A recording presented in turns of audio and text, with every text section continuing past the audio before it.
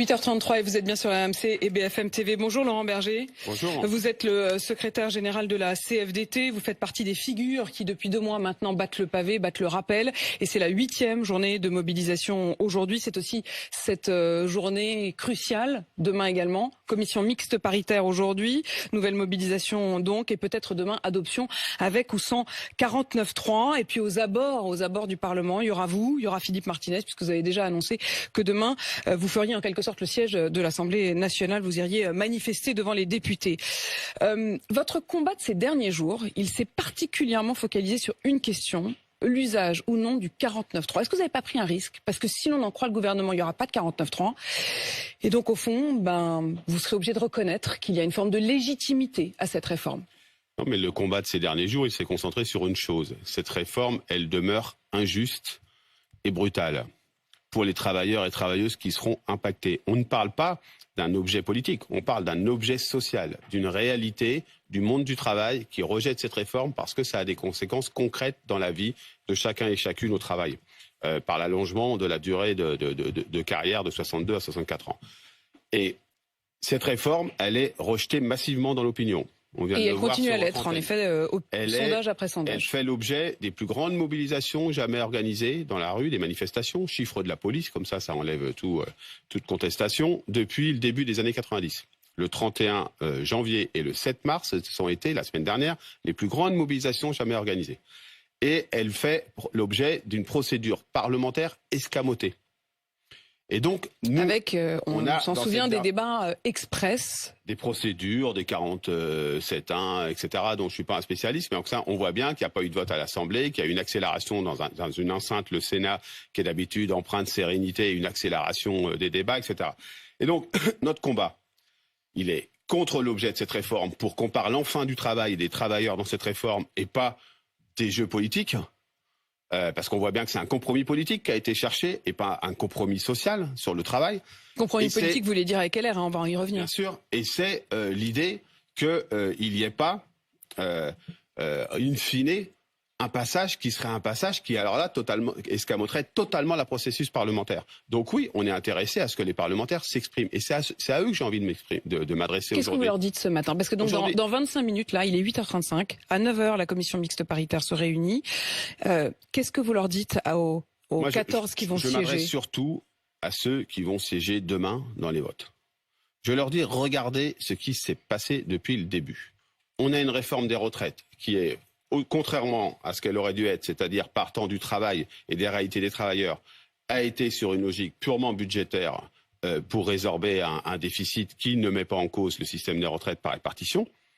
C'est totalement contesté dans une mobilisation qui, en termes de géographie et de sociologie des manifestants et donc des électeurs, est extrêmement diverse et qui va avoir des conséquences en termes de ressentiment du monde du travail à l'égard de cette réforme et donc de ceux qui, quelque part, auront permis qu'elle se mette en place, qui va être profond. Je leur dis, agissez en responsabilité. La responsabilité, c'est évidemment d'avoir des convictions, et je ne doute pas que les parlementaires en aient, mais c'est de regarder ce qui est en train de se passer dans la société et dans le monde du travail. Cette réforme, à bas bruit, elle est contestée par encore plus de monde que ceux qui s'expriment publiquement. On a aujourd'hui des chefs d'entreprise, on a des DRH qui sont inquiets des conséquences de mise en œuvre de cette réforme. On a des responsables des comptes sociaux qui sont inquiets du fait que ce report de l'âge, il va avoir une conséquence concrète sur l'assurance chômage, mais aussi sur la caisse d'invalidité, parce que des gens ne pourront pas aller au bout de leur carrière. Donc les députés à qui vous vous adressez ce matin, vous leur dites quelques groupes d'où vous veniez. Exactement. Voter contre cette réforme. En âme et conscience, et regardez ceux et celles qui, dans vos circonscriptions, qui, par la manifestation ou par la parole sans s'engager forcément à une manifestation, contestent cette réforme. Ce sont des gens normaux. C'est la France du réel, la France du travail, qui tous les jours s'investit dans son travail, aime son travail, est au travail, mais qui dit c'est pas possible, cette réforme, elle ne parle pas de nous, elle ne nous concerne pas, au sens où elle n'est pas en résonance avec ce qu'on vit tous les jours au travail. Vous revendiquez d'être le représentant d'une France responsable, d'une France raisonnable. Laurent Berger, pour poursuivre quand même cette adresse que vous avez vis-à-vis des députés de leur responsabilité demain, y a-t-il encore une poignée, peut-être plus, de députés que vous pensez pouvoir convaincre d'ici demain? Mais je l'espère. C'est que ça se joue à je un ou deux l'espère, près. par la démonstration qu'aujourd'hui, il y aura encore des mondes dans la rue pour dire qu'on ne veut pas de cette réforme, par la force de nos convictions, par notre sincérité.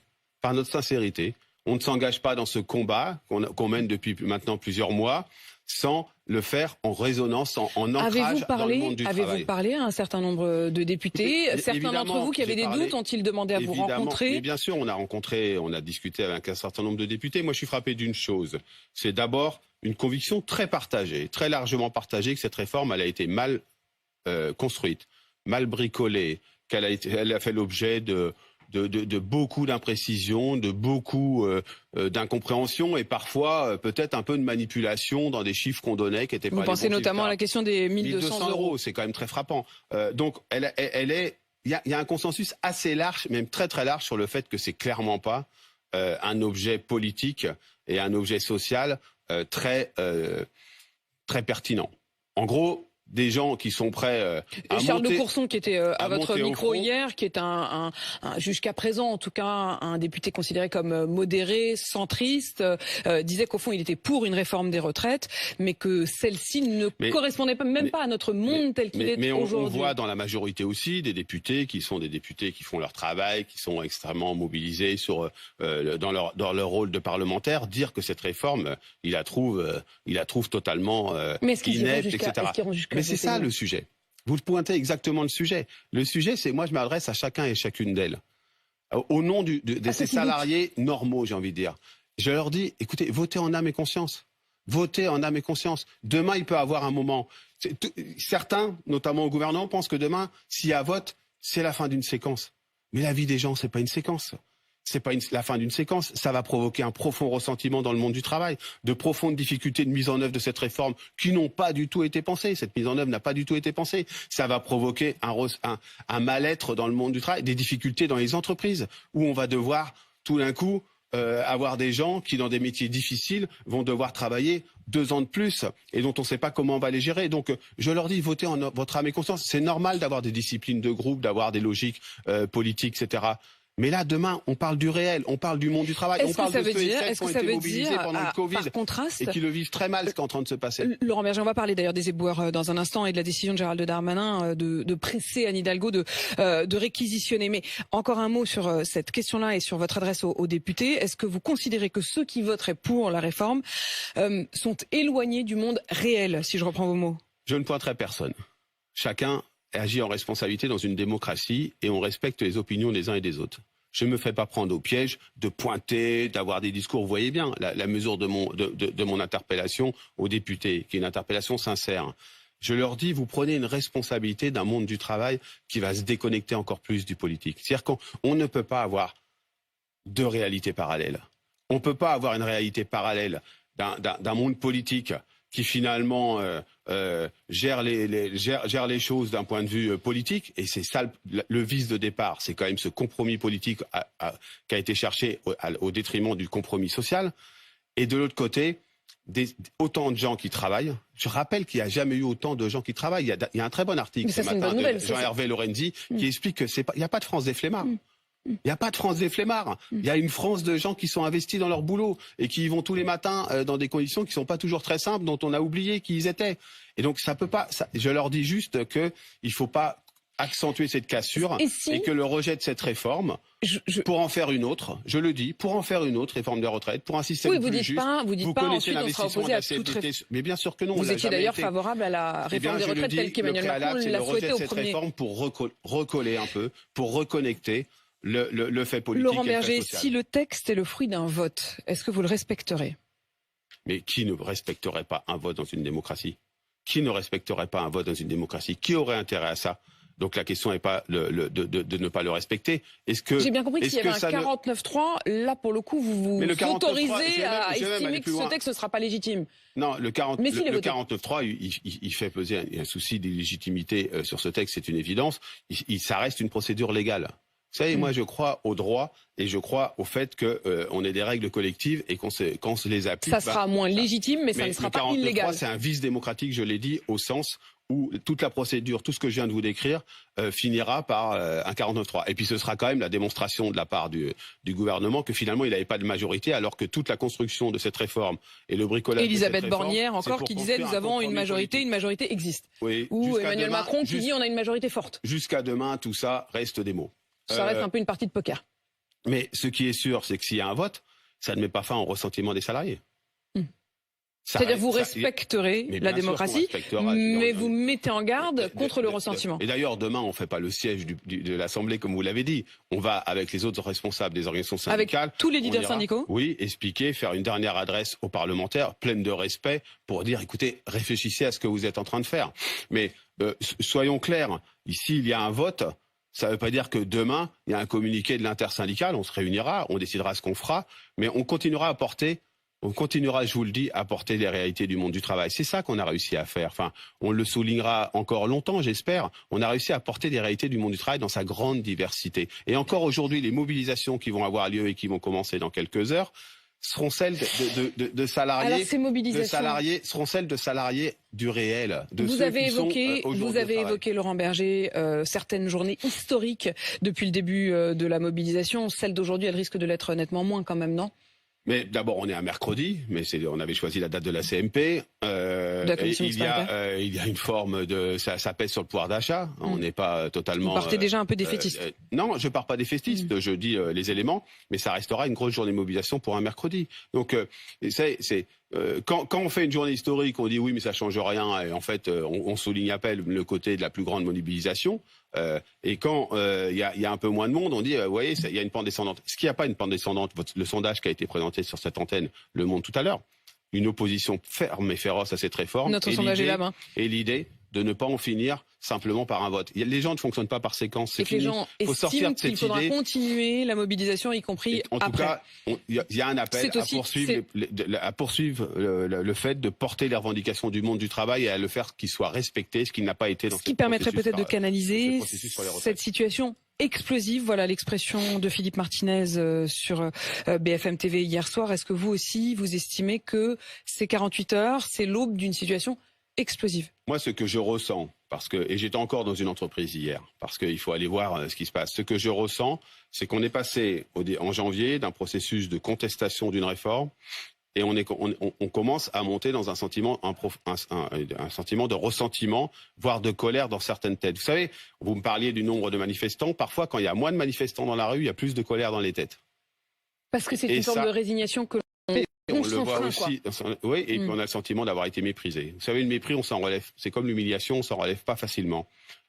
Et moi, je crois qu'il y a le monde du travail a le sentiment d'avoir été méprisé, y compris parce que, on commence à nous parler des séquences d'après, on travaillera sur le travail, sur je ne sais quoi, puis vous viendrez aux réunions. On n'a pas été reçus pendant 2 mois. Vous vous êtes senti méprisé, humilié. Non, mais personnellement, non, parce que c'est pas le sujet en fait. Mais le monde du travail, ceux qui manifestaient, oui, par la réponse la semaine dernière du président de la République au courrier qu'on lui a adressé, je peux vous le dire, dans les cortèges, on a beaucoup entendu ça. Laurent Berger, vous vous êtes adressé à nos confrères allemands du journal le Frankfurter Allgemeine Zeitung et vous leur avez confié aussi les échanges que vous aviez eus avec Emmanuel Macron depuis sa réélection.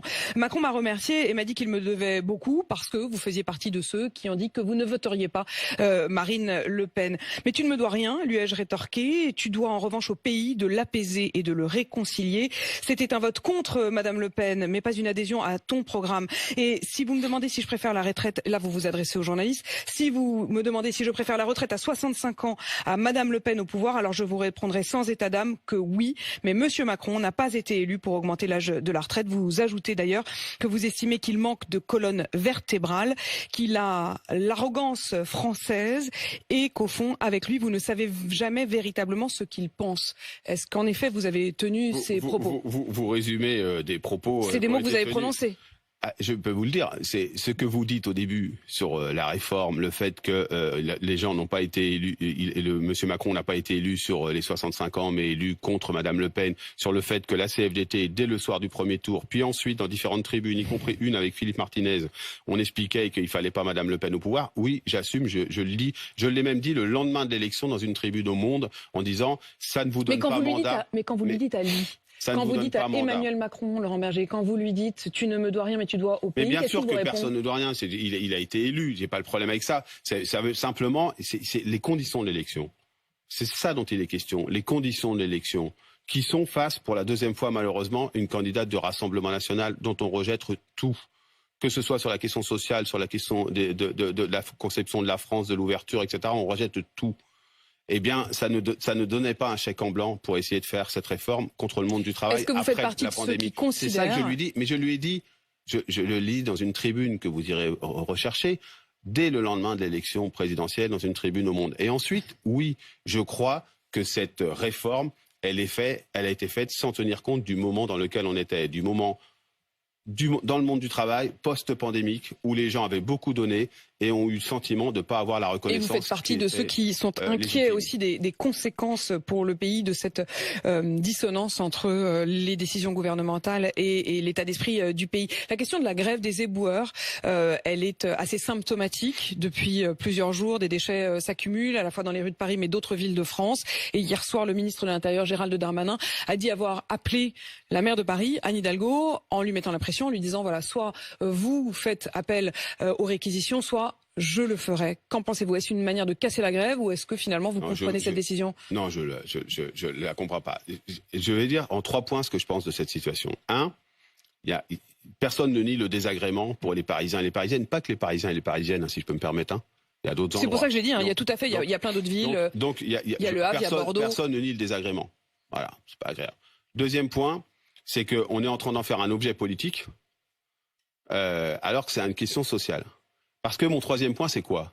C'est pendant le confinement, quand vous étiez à Paris, que vous étiez chez vous, que vous produisiez plus de déchets parce que vous étiez toute la journée chez vous, avec vos enfants, eh bien vous étiez bien content que les poubelles que vous sortiez le soir, elles soient ramassées. Elles étaient ramassées par qui? Par ces travailleurs et ces travailleuses. Beaucoup de ces travailleurs, beaucoup issus d'ailleurs, je le dis pour une part, de l'immigration, qui sont jusqu'à 62 ans aujourd'hui, excusez-moi l'expression, au cul d'un camion à ramasser dans des conditions assez désagréables. Parfois avec des coups de klaxon de ceux dont ils ramassent les déchets parce que ça va pas assez vite, etc. pour se faire engueuler. Parfois avec aussi pas mal d'incivilités qui peuvent exister pour qu'on balance parce qu'il y aura bien quelqu'un qui ramassera les papiers sur le trottoir. Je le dis, ça peut pas aujourd'hui, après les avoir applaudis, après avoir considéré qu'ils étaient là, avoir des discours qu'on entend parfois sur certains plateaux en disant « ouais, mais enfin, ils sont quand même un peu privilégiés, etc. » Eh bien, que les gens qui disent ça aillent faire ce boulot-là et qu'ils envoient leurs gosses faire ce boulot-là dans les années à venir. Est-ce le rôle du ministre de l'Intérieur aujourd'hui de déblayer ou de considérer que ces gens vivent mal, ces travailleurs. Et la CVT est à l'aise, elle n'est pas implantée en tant que telle dans le secteur du nettoyage à Paris. Donc vous en parlez en toute objectivité. Je le dis. Les conditions, le ressenti de ces salariés sur les 2 ans de plus dans leur carrière, il est brutal. Ensuite, il faut trouver une solution. La solution, si on était un peu simpliste, et permettez-moi de temps en temps de l'être, c'est quand même qu'ils contestent quoi? Une réforme des retraites. Le fait de devoir travailler 2 ans de plus. Ça se regarde quand même, les conséquences pour eux, on ne peut pas les passer sous silence. Ce que vous voulez dire, c'est qu'au lieu de répondre par la réquisition, ils auraient dû répondre sur le fond en disant on va tenir compte. Non mais moi, vous savez, le politique, c'est dire des mots et regarder comment ces mots, ils se transforment en action. Monsieur Darmanin, vous faites comment? C'est ça la question qu'il faut poser ce matin. Vous faites comment pour réquisitionner des gens? Vous allez chercher un par un? Il en faut 3000 pour nettoyer pour faire le ramassage des déchets à Paris. Vous allez chercher chacun chez eux. C'est pas dans le 16e que vous allez les chercher, hein. C'est en banlieue, hein. Il va falloir aller les chercher. Comment vous allez faire? Donc arrêtez de faire d'un objet politique. Donc ce n'est qu'une démonstration politique, c'est la démonstration supplémentaire que sur ce sujet des retraites, on a voulu en faire un objet politique avant d'en faire un objet du travail, de la vie concrète des gens, de leur façon dont ils travaillent, dont ils sont parfois cassés par leur travail, y compris physiquement, et on veut leur dire écoutez, vous nous faites chier, excusez-moi le terme, mais maintenant vous allez vous remettre au boulot parce que nous on va circuler peinard et sans poubelle qui traîne dans les rues de Paris, ce qui, je le répète, est désagréable. C'est C'est pas comme ça qu'il faut prendre les affaires. Faut arrêter de tout politiser au mauvais sens du terme. Faut peut-être un peu prendre en compte les réalités sociales, y compris de ces travailleurs-là. Un dernier mot, Laurent Berger, ce matin sur RMC, j'ai eu 2 auditeurs au bord des larmes parce qu'ils réalisaient ou pensaient réaliser que leur premier contrat, ayant été un contrat d'apprentissage, n'allait pas être pris en compte. Ils disaient, moi j'ai commencé à travailler à 14 ans pour l'un, à 16 ans pour l'autre, et tout d'un coup je réalise que ce contrat ne valait rien. Est-ce le cas ou est-ce qu'on peut les rassurer, au moins sur ce point? C'est clair, si vous êtes rentré en apprentissage post-réforme Touraine, qu'on avait négocié, je vous rappelle, qu'on avait concerté, qui n'avait pas fait l'objet de ces situations assez dramatiques qu'on est en train de traverser dans notre pays aujourd'hui, parce qu'il y avait une réelle discussion, une réelle concertation, si vous pouviez, votre période d'apprentissage compte. Post-2014, pas avant. Pourquoi la CFDT voulait un système universel des retraites et avait remis ça sur la table? C'est parce qu'on voulait que ces situations-là sont prises sur la table. Donc j'ai pas une bonne nouvelle pour ces personnes et je le regrette profondément. Mais s'ils ont été en période d'apprentissage, contrairement d'ailleurs à ce qui a été dit à un moment donné sur une antenne par la Première ministre, s'ils sont en période d'apprentissage, ils ont été en période d'apprentissage avant 2014. Cette période ne comptera pas. Et c'était le cas puisque ils sont déjà plus proches de la retraite que du début. Et je peux vous dire que tous les deux qu'on pourrait reconstruire pour le rendre beaucoup plus juste. C'est tout ce que le gouvernement n'a pas voulu et faire. Ils étaient dans une situation. Je recommande à ceux qui nous écoutent de réécouter ces 2 témoignages. Ils avaient véritablement la gorge nouée. Merci Laurent Berger d'avoir répondu à mes questions ce matin à l'aube donc de cette 8e journée de mobilisation et de cette journée aussi de commission mixte paritaire. Vous qui êtes secrétaire général de la CFDT. Une journée cruciale pour l'avenir du mouvement. Samedi, la mobilisation contre la réforme des retraites avait enregistré son niveau le plus bas. Un creux intervenu 4 jours après une affluence record lors des manifestations du 7 mars. Mais pour le secrétaire général de la CFDT, l'affluence de ce mercredi importe peu. Il faut qu'il y ait le maximum de monde. Mais vous savez, je crois qu'on a fait la démonstration qu'il y avait une grosse mobilisation contre cette réforme des retraites. La mobilisation sociale, c'est déjà une réussite. Ce qui est un échec, c'est la capacité d'écoute en face. L'objectif des syndicats, peser sur les derniers débats parlementaires. Ce mercredi, la commission mixte paritaire se réunit pour finaliser le texte avant un vote des 2 chambres du Parlement jeudi. Un scrutin pour lequel l'exécutif dispose d'une majorité, d'après Elisabeth Borne. Une majorité existe pour garantir aujourd'hui l'avenir de nos retraites et pour assumer demain des désaccords ou des oppositions franches sur d'autres sujets. Vous serez ensuite conduit à vous exprimer sur la réforme des retraites, pas sur un soutien au gouvernement, mais sur ce projet seulement. Un vote direct périlleux pour l'exécutif qui multiplie les négociations pour obtenir les voix des députés Les Républicains. Faute de majorité absolue, le gouvernement pourrait utiliser le 49.3 pour faire adopter le texte sans vote. Voilà, de son côté, vous l'avez entendu, la 8e. Ceux qui ont pris tout le plat dans leur assiette, laissant les assiettes des autres vides, et qui, ayant tout, disent avec une bonne figure, une bonne conscience, nous, qui avons tout, on est pour la paix. Je sais que je dois leur crier à ceux-là, les premiers violents, les provocateurs de toute violence, c'est vous. Et quand le soir, dans vos belles maisons, vous allez embrasser vos petits-enfants, avec votre bonne conscience, au regard de Dieu, vous avez probablement plus de sang sur vos mains d'inconscients que n'en aura jamais le désespéré qui a pris des armes pour essayer de sortir de son désespoir. Mais ne nous trompons pas, il n'y a pas de violence qu'avec des armes. Il y a des situations de violence. Et il y a tel et tel peuple du monde que je connais très bien, où j'ai été tant de fois, où il n'y a plus aucune espérance pour la foule des plus petits, aucune espérance d'apprendre à vivre.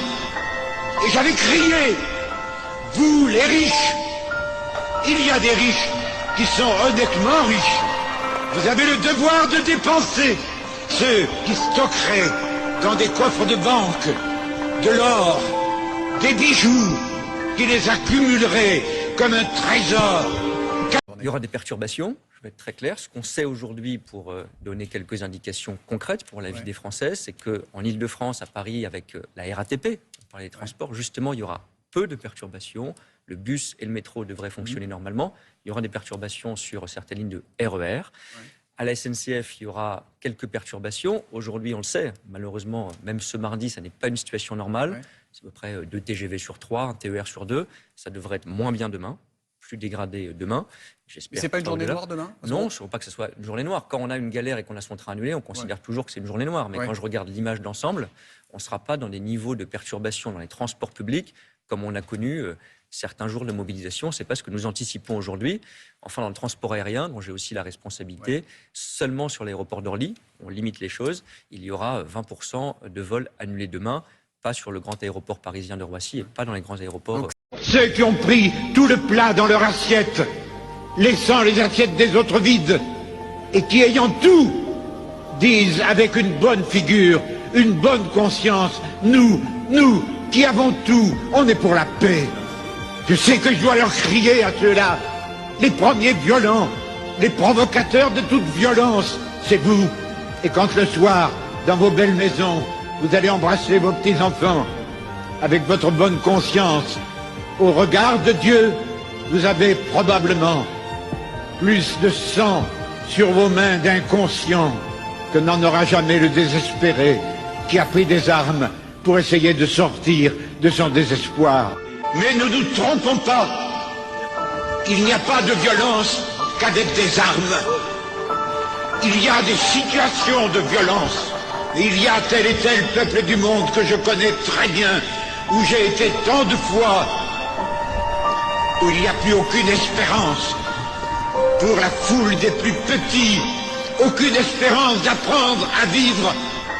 Et j'avais crié, vous les riches, il y a des riches qui sont honnêtement riches. Vous avez le devoir de dépenser. Ceux qui stockeraient dans des coffres de banque de l'or, des bijoux, qui les accumuleraient comme un trésor. Ce n'est pas grâce à eux que la France va changer. Nous pouvons voir que durant les manifestations contre la réforme des retraites, des personnes font des danses, et chantent des chansons, et c'est inquiétant car si certains Français et Françaises continuent à faire ça, eh bien les chances de gagner contre le gouvernement sont très peu probables. Les images que vous voyez, Macron les voit aussi, et que pense-t-il à votre avis? Il va se dire que le peuple est ridicule, au vu de ce que nous voyons actuellement. En mai 68 ce n'était pas comme ça, nos anciens étaient plus courageux, c'était une paralysie totale de l'économie, ce qui a entraîné la dissolution de l'Assemblée nationale. Mais comment peut-on accepter que de telles choses soient faites dans les manifestations, dans un mouvement où les Français sont censés montrer leur mécontentement? Je pense que ceux qui font des petites danses, n'ont pas encore assez subi de la part des élus. Le peuple français qui souffre et qui demande réparation, ne danse pas, et ne chante pas. Le vrai peuple, a faim, en a marre de devoir travailler, jusqu'à l'incapacité de profiter de la vie, de crever de faim et de toujours angoisser à l'idée de se dire s'ils vont avoir assez, pour nourrir leurs enfants à la fin du mois. En 1789, si les gens dansaient pour révolutionner la France, ça serait une toute autre vision que nous aurons du pays. France, pays de la Révolution, qui s'éteint, d'où l'on ne fait rien, pour la sauver. Que l'en restera-t-il de notre futur, celui de vos enfants, et de vos petits-enfants?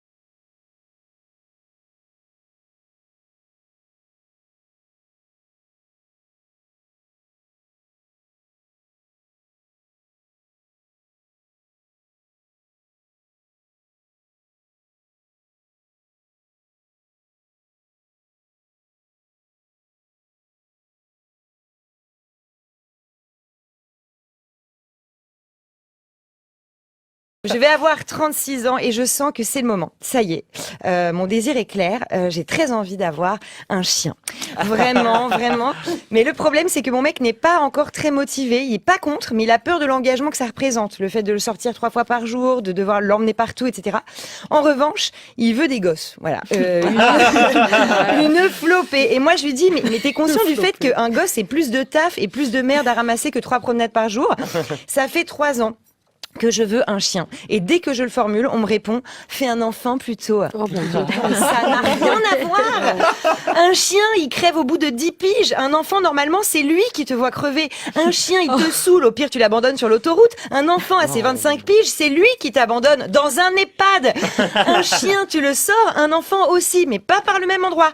Un chien déchire tes fauteuils. Un enfant, ton périnée. Je continue ou pas? Un chien bouffe tes chaussettes. Un enfant, ta vie. Voilà, moi, quand j'étais petite, je pensais qu'à l'âge que j'ai aujourd'hui, j'aurais des enfants, une résidence secondaire et le permis. Eh bien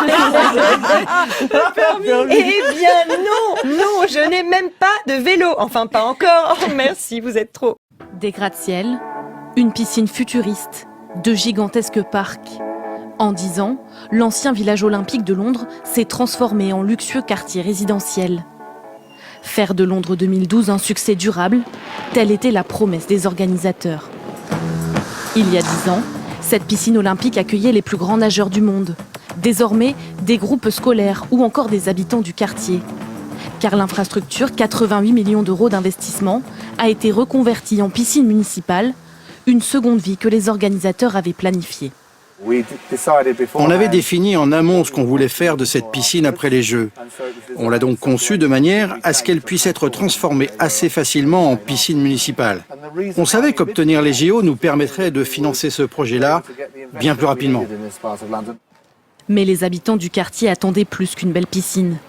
Car les tours flambant neuves sont inabordables pour les locaux, comme Billy Holmes qui vit ici depuis 30 ans.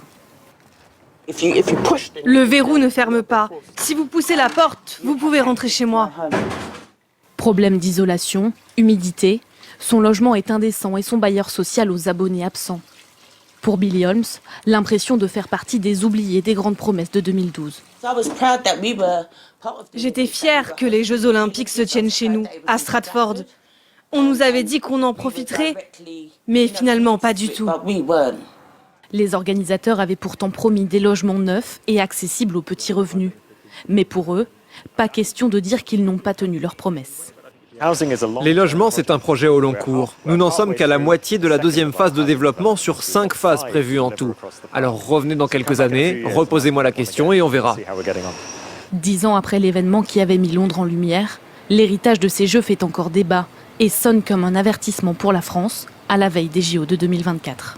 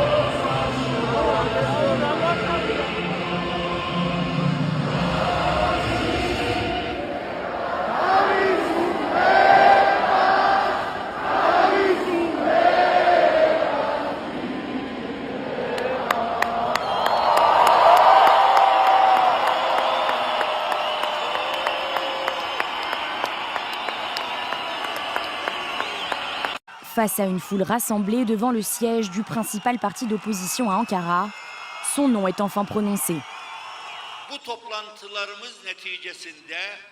Après nos réunions, il est de ma responsabilité d'annoncer notre décision. Kemal Kılıçdaroğlu est notre candidat à la présidence.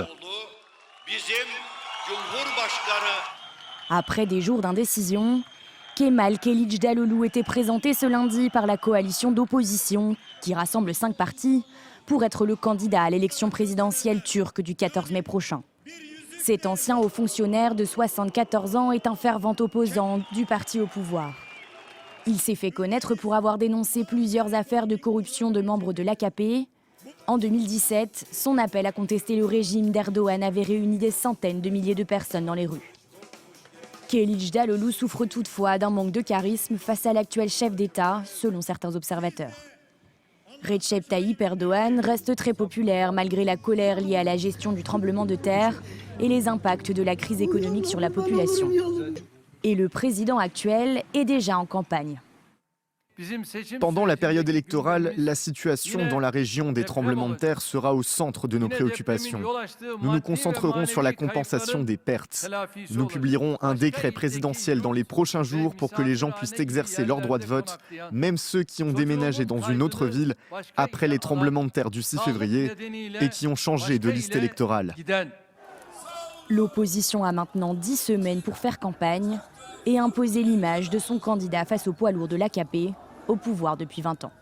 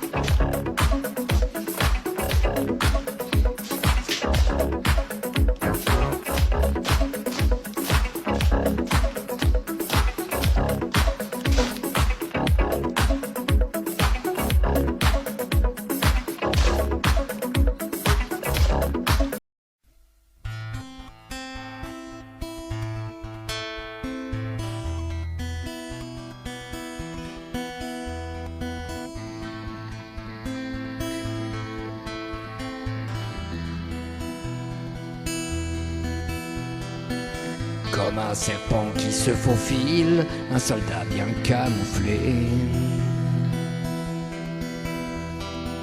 Aussi visible que le fil qui va te servir à pêcher. Comme la bactérie si petite qui sait se faire oublier. Ou bien le dealer de shit qui passe entre les policiers. Attention, attention, les loups sont de retour. Des croix gammées en pendentif. Attention, attention, j'entends comme un bruit sourd. Sous les chemises, sous les soutifs. Attention, attention, ces hommes ont le pas lourd. C'est l'intolérance qui kiffe. Attention, attention, et j'appelle au secours. D'arabe, plus de noirs, plus de juifs. Comme un virus microscopique, mais qui pourrait engendrer la pire des catastrophes éthiques si on le laissait entrer.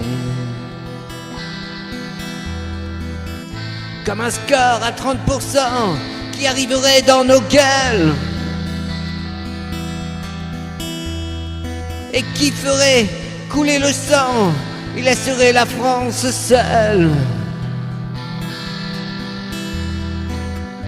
Attention, attention, si vous lâchez les loups, cachée pour apaiser. Attention, attention, ils vont devenir fous. À fausse douceur pour nous baiser. Attention, attention, alors tenez le coup.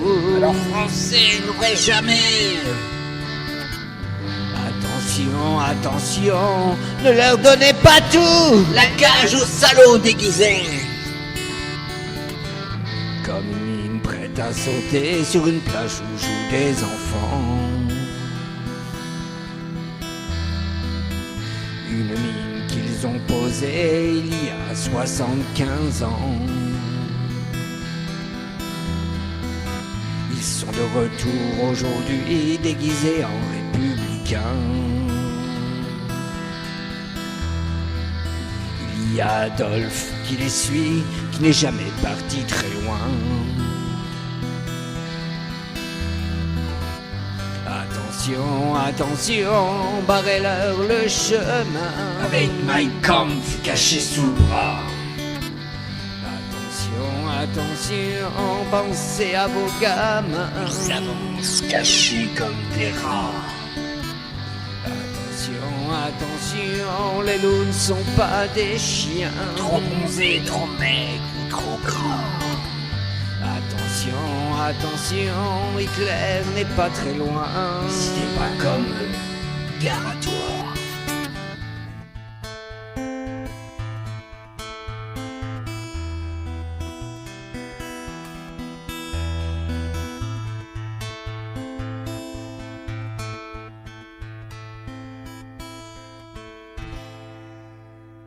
Les politiques habituelles qui existent n'ont rien donné si on vous lit.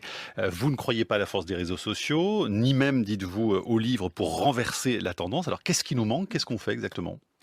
Oui, enfin, en ce qui concerne les politiques, ils n'ont même pas essayé. Donc c'est un peu normal qu'ils n'aient pas réussi. Hein. De ce point de vue-là, on ne peut pas les dédouaner quand même. Moi, je crois que quand on se demande, et on me l'a demandé souvent, quelle est l'action urgente à faire? C'est déjà une mauvaise question, parce qu'on est encore dans une logique effectivement d'agir. Il faut impacter notre environnement, mais comme on est gentil, on voudrait l'impacter positivement. Non, c'est pas ça la question. La question, c'est précisément de se demander où on veut aller. Actuellement, ce qu'on appelle croissance, c'est essentiellement de détruire un espace gorgé de vie et de le remplacer par un parking de supermarché. Ça, c'est littéralement parlant de la croissance. Si on le fait avec de l'énergie solaire, avec de l'énergie nucléaire ou avec de l'énergie éolienne, ça ne change rien. À la fin, on a effectivement détruit une forêt pour construire un espace bétonné. À la fin, la vie est morte. Ce qui est important donc, ce n'est pas de chercher à comprendre comment diminuer les externalités négatives, en l'occurrence les émissions de CO2. C'est de se demander si on souhaite effectivement éradiquer la forêt pour construire un supermarché. C'est ça la question fondamentale. Et ça, c'est une question axiologique, c'est-à-dire c'est une question de valeur.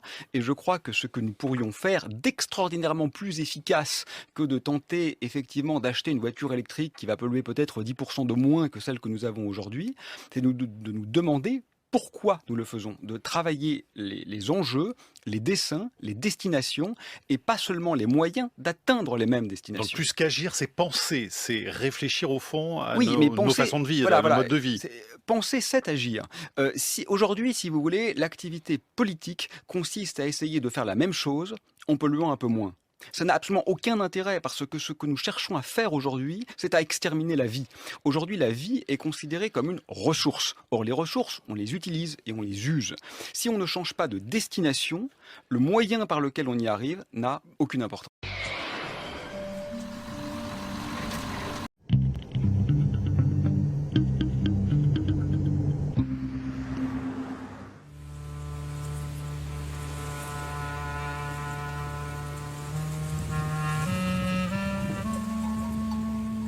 À l'est de la Turquie, dans les montagnes du Munzur, le vent porte la légende et les exploits d'un homme qui incarne, chaque jour davantage, une utopie en marche. Et une forme de résistance dans le sultanat de fer d'Erdogan. Il sème des graines et des idées dans la terre et le cœur des hommes et des femmes qui la travaillent. Emrah, appelle Bilge et dis à Diane d'apporter de l'eau. Ça y est, on manque d'eau et vous voulez déjà vous débiner, les gars? Qu'est-ce qu'il y a, toi? Allez, continue de ramasser, toi aussi, tu viens. Fatih Mehmet Marşoğlu est communiste, le seul et unique maire communiste de Turquie depuis que le Parti communiste turc, le TKP, a été autorisé en 2001. Un paradoxe, un clou dans les babouches des islamo-conservateurs. Dans ces montagnes désertées d'Anatolie, il a relancé une agriculture moribonde.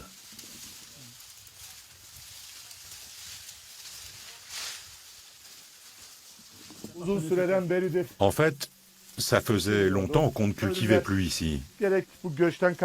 Beaucoup de villageois sont partis à cause de la migration. Il n'y a plus que des vieux ici. Mais après un long travail de labour, nous récoltons les haricots que nous avons semés. Aujourd'hui, c'est le temps de la récolte. Le haricot d'Ovaçik est devenu célèbre dans toute la Turquie depuis 3 ou 4 ans. Il est réputé pour son goût, sa saveur, et les gens l'adorent. Dans tout le pays, ça a créé un élan de sympathie pour nous.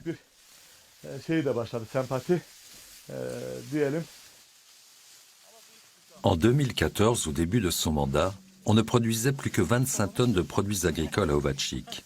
Une misère. Aujourd'hui, on en est à 600 tonnes. Une réussite et une fierté pour ce pépon anatolien qui n'a pas hésité à réquisitionner des terres.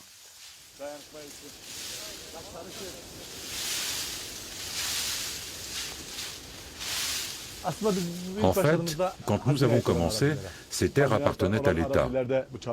Quand nous avons décidé de les exploiter, nous avons eu des problèmes. On a subi des interrogatoires, on a eu des procès-verbaux. Mais au final, ils n'ont rien pu faire parce que le fruit de notre travail permettait d'aider les plus pauvres, les opprimés, les étudiants. Qu'est-ce que tu voulais qu'ils fassent ?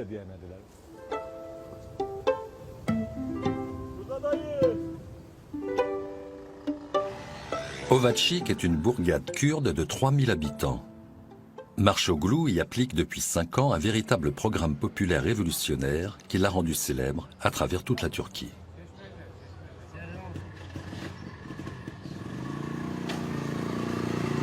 Dans son budget municipal, il a choisi d'instaurer la gratuité des transports ainsi que celle de l'eau.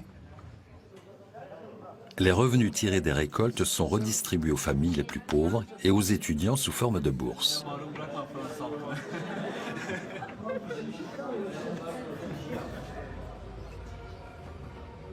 Petit pied de nez à la barbe d'autres édiles, le bilan comptable de l'équipe municipale est affiché à l'entrée de la mairie.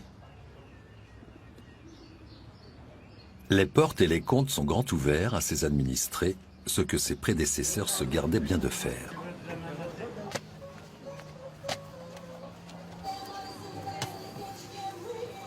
Dans ce paradis communiste, le voyageur peut même se désaltérer ou déjeuner dans un café au nom qui fleure bon la révolution.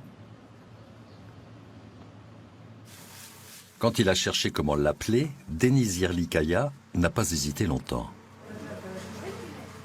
Cuba Café, c'était une évidence. Quand Marçoğlu a commencé à appliquer sa politique, la population a tout de suite adhéré. Personne ne pensait que les transports pourraient être gratuits, mais on a vu que c'était possible. La première année, les gens disaient que ça n'allait pas durer, mais ça fait maintenant 5 ans et ça n'a pas impacté les comptes de la mairie.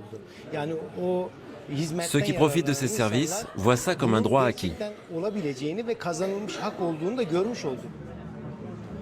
Le Cuba Café est le lieu de rendez-vous des étudiants et des sympathisants de Marçoğlu. Paradoxe, les fonctionnaires envoyés par le pouvoir central s'y sentent aussi très bien. Ces Tayyip Erdogan, policiers et militaires chargés de surveiller cette minuscule commune sont 600. C'est considérable. À vrai dire, la présence militaire n'est pas propre uniquement à Ovaçik ni à la région. La situation concerne toute l'Anatolie de l'Est et du Sud-Est, car on est quand même dans une zone en guerre.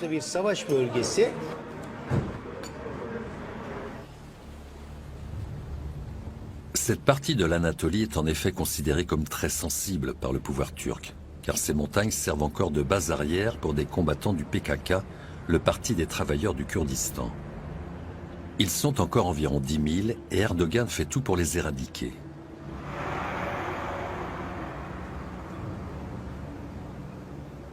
Pour pénétrer dans les différentes villes des environs, il faut passer plusieurs checkpoints et montrer patte blanche. Peuplée en majorité de Kurdes alévis et d'Arméniens, la région a toujours été rebelle au pouvoir central. Elle en a souvent payé le prix. Les massacres de 1938, ordonnés par l'État turc, les villages incendiés dans les années 90 ou vidés de leurs habitants aujourd'hui par l'armée, s'inscrivent dans une logique de contrôle absolu.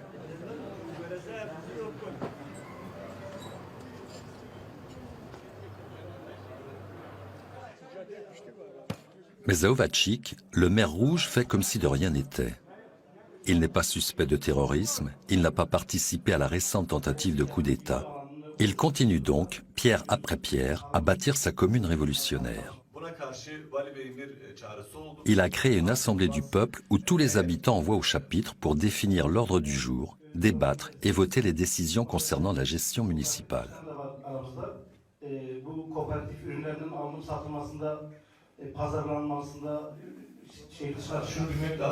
Mes amis, il faut savoir que l'eau de notre vallée, qui contribue à sa beauté et nous amène des touristes, eh bien cette eau est aujourd'hui menacée par des gens qui veulent en tirer profit.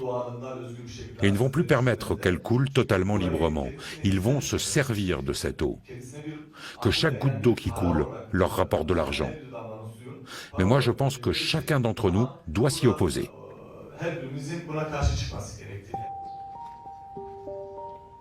Un projet de barrage menace en effet l'équilibre de la vallée. Ovacik a toujours été un lieu de pèlerinage en Turquie, grâce à la source du Munzur qui alimente la rivière et qui est considérée comme sacrée dans le rite Alevi. Les gens viennent s'y recueillir, pique-niquer, oublier les tensions avec l'armée ou la crise économique.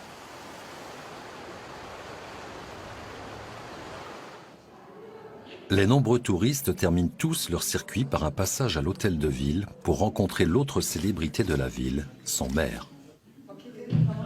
Ce groupe d'Istanbul est venu spécialement pour se faire dédicacer son livre « Le leader communiste » et boire, après l'eau de la source, les paroles de ce rêveur tenace.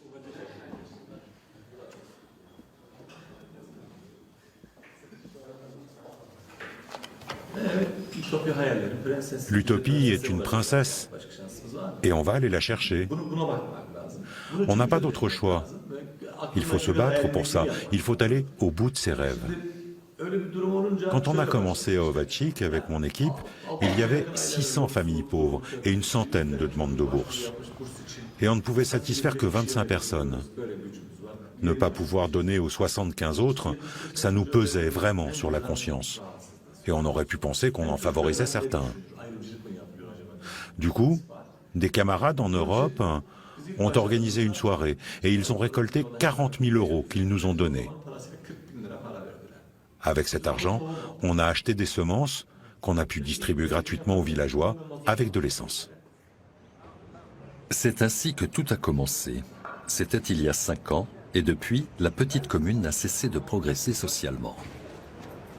Je voulais rencontrer ce maire qui est exemplaire pour me rendre compte que c'est bien vrai, que ce qu'il fait sur le terrain est bien réel. Alors que malheureusement, avec les dirigeants au pouvoir, ce n'est pas le cas. Et puis je voulais rencontrer cet homme qui a une très belle âme. C'est le seul maire communiste de Turquie, le seul en poste. Je voulais venir le voir et aussi acheter des produits locaux pour pouvoir soutenir la région. Pour relancer la production agricole, Fatih Mehmet Marşoğlu a créé des coopératives et organisé la vente directe des produits locaux. Haricots, pois chiches et miel sur Internet, dans les boutiques du village comme celle-ci, et même jusqu'à Istanbul et Ankara. Le tout avec des slogans épatants comme « Mangez du miel d'Ovacik et vous deviendrez communiste ». Oui, c'est bien vrai. Mais ce n'est pas seulement en mangeant notre miel. Tout l'air que tu respires ici pourrait bien te rendre communiste.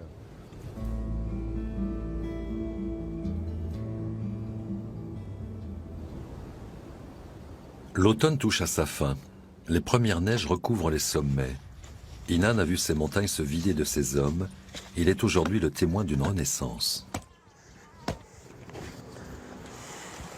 Je suis né et j'ai grandi ici. Avec la migration vers les villes, l'agriculture était presque morte. Je me souviens que nous n'étions plus que quelques paysans ici, seulement 4 familles à vivre là-haut. On ne produisait plus rien. Quand l'équipe de Marşoğlu est venue cultiver des terres ici, on a pu vendre nos produits grâce à eux. Et on a commencé à gagner de l'argent. Aujourd'hui, environ 70 producteurs ont signé des contrats avec Ovacik et 90 familles vivent ici.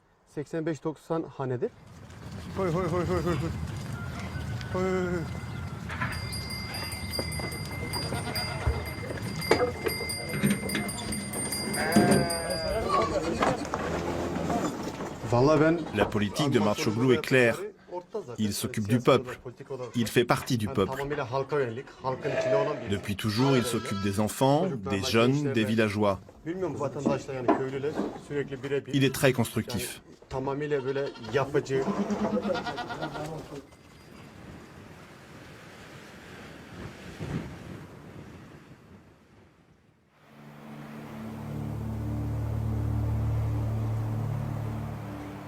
Février 2019. L'hiver s'étire, interminable, dans les montagnes du Munzur. Si la terre se repose, un homme poursuit sa quête inlassablement. Les élections municipales ont lieu dans un mois dans toute la Turquie, et ce matin, un convoi a pris la route. Marçoğlu est en campagne. Il est candidat. Mais plus Ovacik, il vise Tunceli, la plus grosse ville de la région.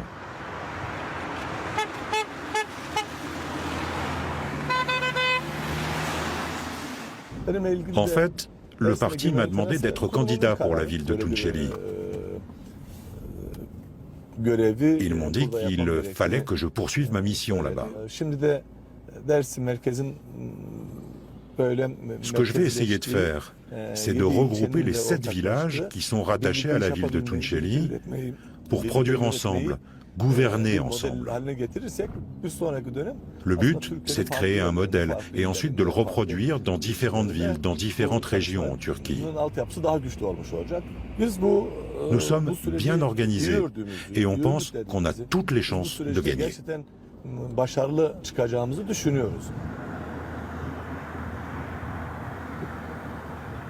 Premier jour de campagne, le convoi arrive à Ozat, une bourgade près de Tunceli, pour le premier meeting.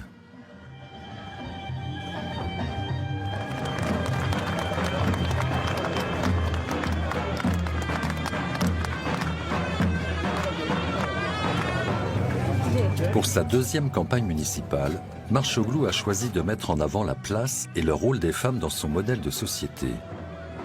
Ce qui détonne dans la classe politique turque, toujours très machiste.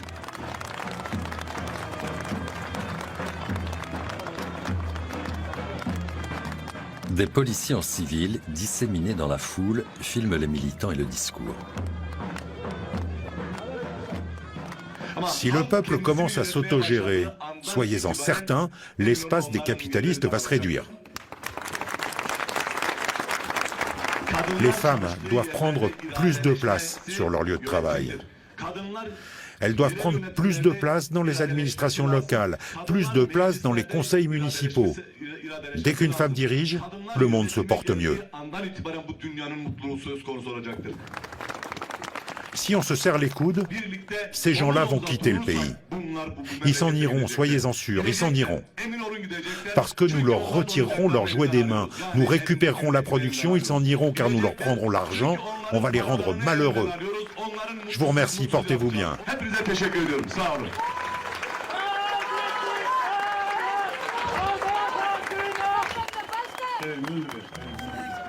Bonjour, comment vas-tu?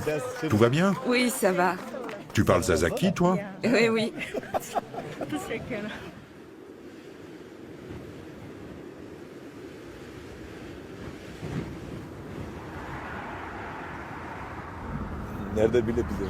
Je suis pas dans la tête d'Erdogan, moi. Est-ce qu'il va laisser passer une chose pareille? Je n'en sais rien.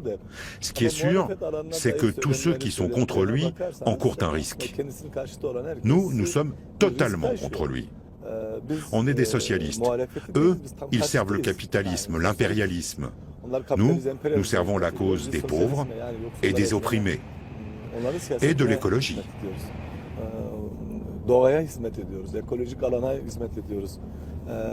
C'est pourquoi il peut toujours y avoir un risque.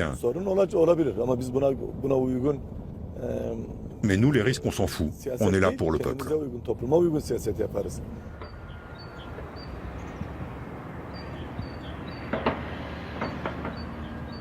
Tunceli, 33 000 habitants, niché au fond de la vallée, est surplombé par 4 postes militaires.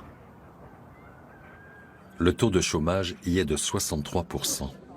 Le défi relevé par Marchoglu est énorme. Tunceli est 10 fois plus grand que Kovačić. C'est surtout le fief du HDP, le parti politique légal des Kurdes. Il a remporté haut la main les 2 dernières municipales, mais Erdogan a balayé à chaque fois les résultats du vote, jeté les maires en prison et nommé des administrateurs à leur place. Tunceli est dans la ligne de mire du pouvoir.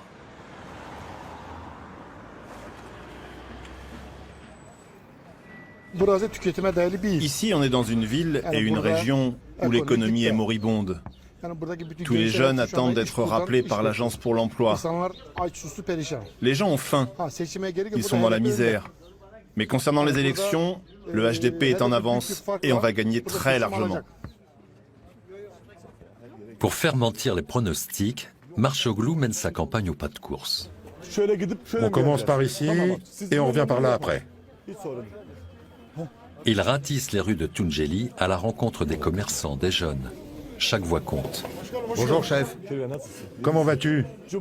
Samedi après-midi, ouverture de notre bureau. Si vous êtes disponible, vous êtes nos invités. Toi, t'es en train de perdre. Salut, comment tu vas? Allez, portez-vous tous bien. Excusez-nous de vous avoir dérangé. Allez, cours, cours. Bonjour à tous. Samedi à midi, ouverture de notre QG. On vous attend nombreux. Allez, bon courage, portez-vous bien. Comment ça va les jeunes? C'est bien, vous êtes souriants, épanouis. On veut prendre une photo? Ok, mais vite, vite alors. Quelqu'un peut prendre la photo?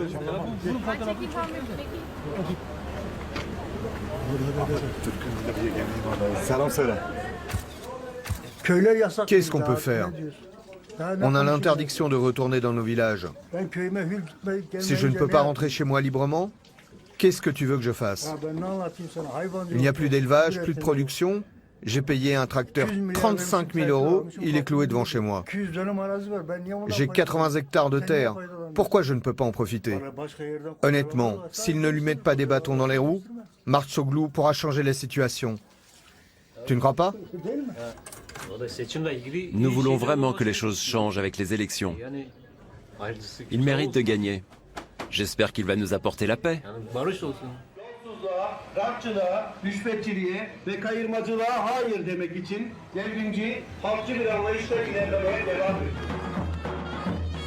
Pour son premier grand meeting à Tunceli, Marchoglu soigne son électorat et son identité kurde et alévi.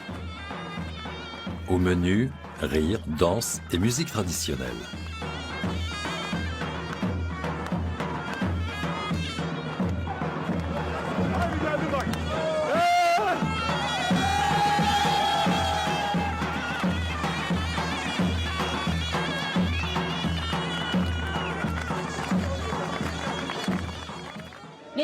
J'appelle sur scène Fatih Mehmet Marchoglu.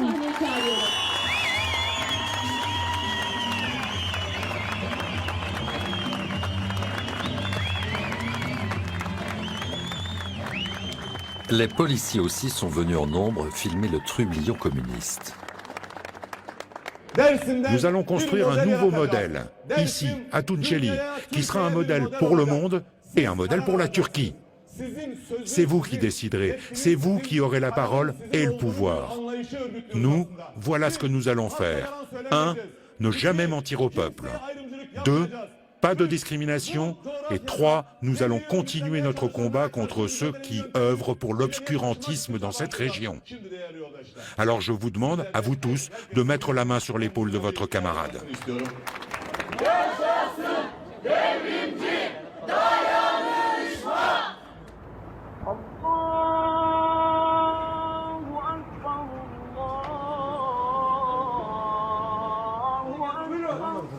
C'est le jour J. Dans toute la Turquie, les électeurs se déplacent dans les écoles pour élire leur maire. Pour Marchoglu, c'est l'heure de vérité.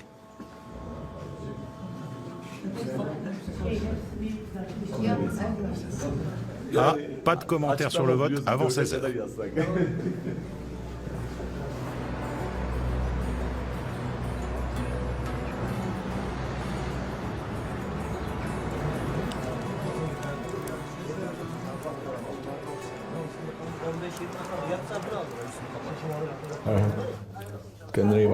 Oui, merci beaucoup, on se rappelle.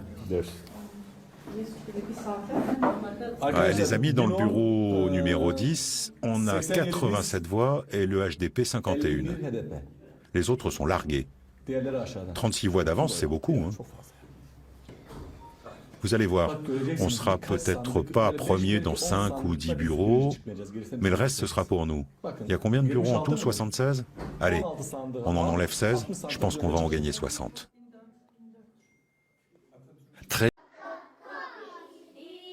Dans cette école, des dizaines d'enfants afghans.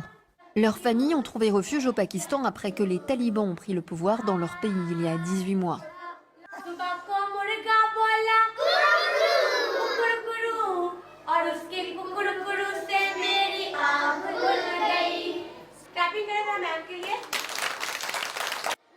Zeba Hussain est la fondatrice de cette ONG qui scolarise les enfants les plus démunis et marginalisés.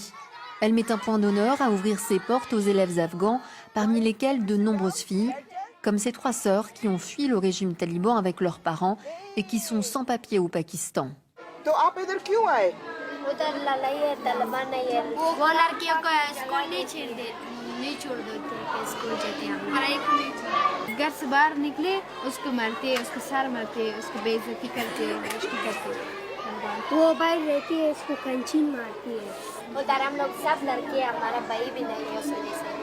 मुश्किल था बहुत मुश्किल डर लगता था उसको पसंद है लड़की को नहीं बोलते तो मेरा से शादी करोगे तो उसके साथ शादी कर लोगे वो इतना बड़ा है ना जबरदस्ती से उसके साथ शादी कर उस लड़की को उसको मतलब मारा पान Notre pays est le seul comme ça.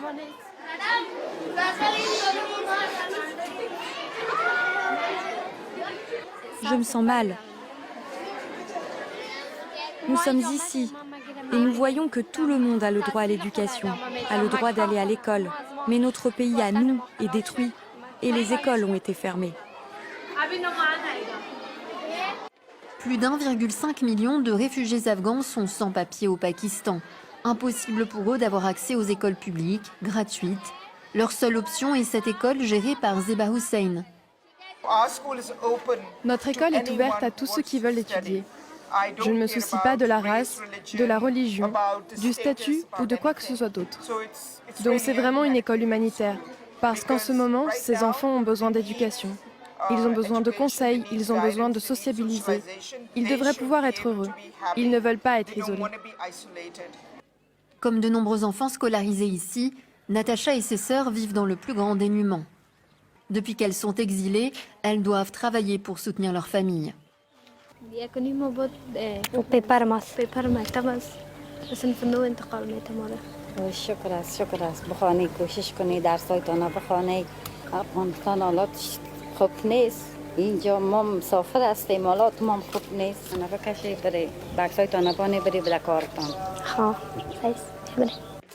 Chaque fin d'après-midi, les sœurs passent plusieurs heures devant ce temple soufi. Elles vendent des sachets de pétales de rose aux pèlerins contre quelques roupies. La présence de ces adolescentes sans chaperon est très mal perçue dans la société pakistanaise patriarcale et très conservatrice. Les hommes ici ne leur accordent aucun respect. Je me sens vraiment mal ici. Les gens ne me regardent pas comme si j'étais une fille comme les autres. Les hommes ici m'embêtent aussi beaucoup et font des commentaires humiliants. Ils disent les filles afghanes ceci, les filles afghanes cela. Ça me donne envie d'en finir avec la vie. De nombreux réfugiés afghans se sont installés au sud d'Islamabad, où la vie est moins chère. Certains ont même créé des centres d'apprentissage privés comme celui-ci. Les cours sont mixtes, les collégiennes et lycéennes sont nombreuses, chose impensable sous le régime taliban en Afghanistan. Les élèves apprennent ici l'anglais avec l'espoir de pouvoir obtenir un jour un visa pour l'Europe ou l'Amérique du Nord. Buddy, what's your favorite country in the world? My favorite country is Canada because the country is very beautiful. Would you like to visit Canada one day? Yes. Okay, very good. Je suis heureux de voir mes étudiants afghans qui viennent dans cet institut et qui apprennent quelque chose. Je leur rappelle toujours qu'en Afghanistan, les filles n'ont pas le droit à l'éducation et qu'elles sont avides de ce genre d'opportunités. Je leur dis, vous avez cette opportunité, essayez de l'utiliser. Je me sens si heureuse. Ici, je peux poursuivre mes études. Pericher étudie à nouveau après avoir passé 1 an et demi à Kaboul, privée d'éducation. C'est pour elle, surtout, que sa mère, femme de ménage, a pris la difficile décision de migrer au Pakistan malgré leur précarité. J'ai pensé que Kaboul n'était plus un bon endroit pour nous. Et si mes enfants finissaient illettrés comme moi ou leur père, nous devions immigrer quelque part pour qu'ils puissent étudier et où leur avenir serait meilleur. C'est un lourd fardeau, mais les gens sont capables de tout faire pour leurs enfants. L'intégration pour les réfugiés afghans au Pakistan est cependant un défi. Très peu d'entre eux parviennent à obtenir un statut de réfugié et à accéder à des emplois qualifiés. Les 3 alliés se sont donné rendez-vous dans la base navale de San Diego. En Californie, Joe Biden, Rishi Sunak et Anthony Albanese ont dévoilé au monde leur ambitieux programme commun en matière de sous-marins. Cette alliance porte un nom. AUKUS. C'est un nom original, mais un accord puissant. Vous savez, quand nos pays ont annoncé ce partenariat il y a 18 mois, je ne suis pas du tout sûr que beaucoup de gens pensaient que l'on ferait autant de progrès et surtout à cette vitesse. Ce partenariat s'effectuera en 3 étapes. D'abord, l'achat par Canberra de 3 sous-marins américains Virginia à propulsion nucléaire, avec la possibilité d'en commander 2 autres, si nécessaire. Des engins de haute technologie qui transportent des missiles de croisière très sophistiqués, mais que l'Australie n'a jamais utilisés. Ce sera la 2e phase, celle d'adaptation au nouveau matériel militaire, avant la 3e et l'ultime, le lancement d'un nouveau sous-marin de pointe, associant les 3 pays. Le Premier ministre australien l'assure, ce contrat de plusieurs dizaines de milliards de dollars, le plus grand investissement de défense de l'histoire de son pays, va créer 20 000 emplois et surtout protéger l'Australie. Car ces armes de dissuasion visent avant tout à lutter contre l'influence grandissante de la Chine dans l'Indo-Pacifique. L'objectif à terme, que plusieurs sous-marins britanniques et américains soient positionnés dans la région. Sans surprise, Pékin a vivement critiqué cette alliance tripartite. Nous réclamons aux États-Unis, à la Grande-Bretagne et à l'Australie d'abandonner cette mentalité de guerre froide, de respecter leurs obligations internationales et de contribuer à la paix et à la stabilité régionale. Ce nouveau partenariat stratégique ne fait pas que des heureux, à commencer par la France. Car Paris devait initialement vendre 12 sous-marins à Canberra avant sa volte-face de 2021, un camouflet diplomatique de taille, à l'époque, pour Emmanuel Macron. Avec vous, Hélène Frade, bien sûr. Bonjour Hélène. Bonjour Pauline. On le disait à l'instant, dans la presse, les réactions à la tempête qui secoue la finance mondiale après la faillite en fin de semaine dernière de la banque américaine Silicon Valley Bank, un établissement très prisé des startups et des investisseurs californiens. La faillite de cette banque, la plus importante depuis 2008, fait ressurgir le spectre d'une crise mondiale. Et évidemment, la question ce matin, c'est à qui la faute? Pour le quotidien économique français, Les Échos, ce qui se passe aujourd'hui montre que les mécanismes créés après la faillite de Lehman Brothers en 2008 sont en réalité inopérants, car certaines banques jugées trop petites pour être systémiques, comme la SVB, ont été sorties des radars des autorités de supervision. Autrement dit, un trou dans la raquette, encore élargi d'après le journal par l'assouplissement de la législation sous Donald Trump en 2018. En Suisse, la mère patrie du système bancaire, le temps dédramatise ou minimise, c'est selon, on verra bien dans les jours à venir, ces secousses des marchés en évoquant surtout le dilemme des banques centrales en général et de la Fed en particulier, soit en faire trop, quitte à provoquer une récession pour maîtriser l'inflation avec une hausse des taux, soit pas assez, au risque de laisser le renchérissement s'emballer. Le Temps, vous le voyez, qui propose aussi ce matin un très beau reportage sur l'amour au temps des intégrismes en Irak, on y reviendra dans un instant. Dans une tribune, pour revenir sur ce dont vous parliez à l'instant, publiée par The Guardian, Joseph Stiglitz, qui est prix Nobel d'économie, affirme que la faillite de SVB était prévisible. Pour l'économiste et prix Nobel effectivement américain, ce qui est en train de se produire n'est que la répétition d'une histoire familière, une affaire qui montre comme en 2008, que la politique économique et la régulation financière sont insuffisantes. Joseph Stiglitz en appelle donc à une réglementation plus stricte pour garantir la sécurité de toutes les banques et demande à ce que le coût de cette crise soit d'abord supporté par ceux qui en profitent le plus, c'est-à-dire les particuliers et les entreprises fortunées et ceux qui dépendent le plus du système bancaire. Plus de régulation, c'est aussi ce que demande Elizabeth Warren, sénatrice démocrate, dont la tribune est publiée par le New York Times. Dans ce texte, l'ancienne candidate à la présidentielle va même plus loin et elle demande carrément un vote du Congrès pour autoriser les régulateurs à récupérer les salaires et les primes versés auparavant aux dirigeants des entreprises, des banques en faillite, ainsi qu'une enquête pour déterminer si certains d'entre eux se sont rendus coupables de délits d'initiés ou d'autres manquements à la loi. Ici, en France, la grève des éboueurs mobilisés contre la réforme des retraites se poursuit, et notamment ici à Paris. D'après nos confrères de France Info, près de 5600 tonnes de déchets se sont accumulées ces derniers jours sur les trottoirs de la capitale, suite donc à cette mobilisation des éboueurs qui touche aussi d'autres villes françaises comme Nantes et Le Havre. Dans la capitale, la situation diffère cependant selon les quartiers, les arrondissements les plus touchés étant ceux où la collecte des déchets est faite par des agents municipaux, comme les très chics 16e et 17e arrondissements que vous connaissez bien, Pauline. Je confirme.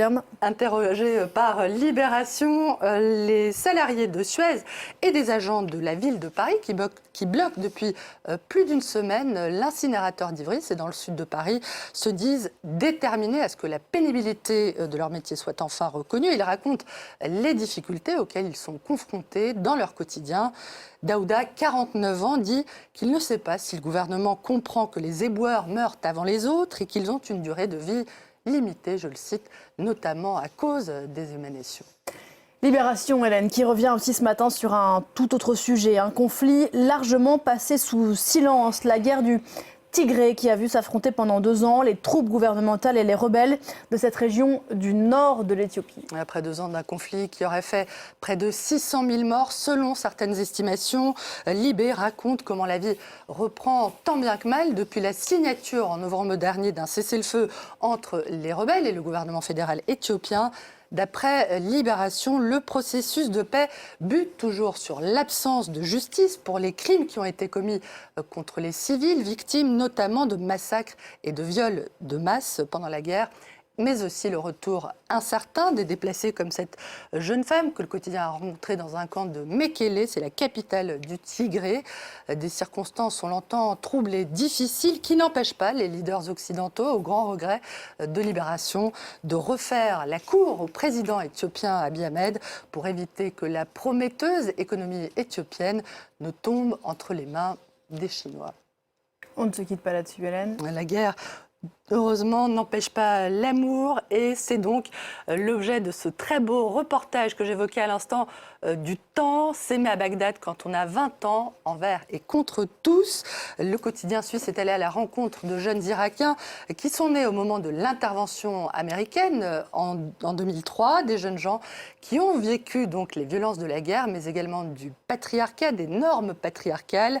Le temps raconte notamment la belle histoire de Jaïd, divorcé après un premier mariage arrangé et qui est tombé ensuite fou amoureux de Mena, féministe revendiquée, une jeune femme dont il a réussi à convaincre son père de lui accorder sa main, de la laisser l'épouser.